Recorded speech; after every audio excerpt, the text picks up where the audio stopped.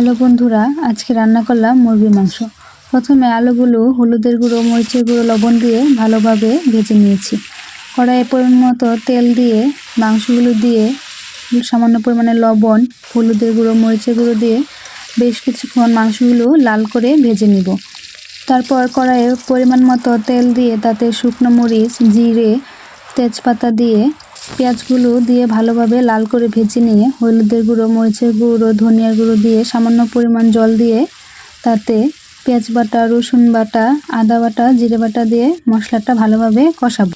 মশলা কষানোর সময় পরিমাণ মতো লবণ দিয়ে দিয়েছি। তাতে আমি গোটা রসুন দিয়ে দিলাম।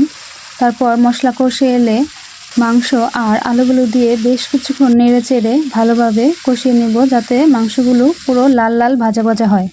মাংস কষানো হয়ে গেলে তাতে পরিমাণ মতো জল দিয়ে দিব।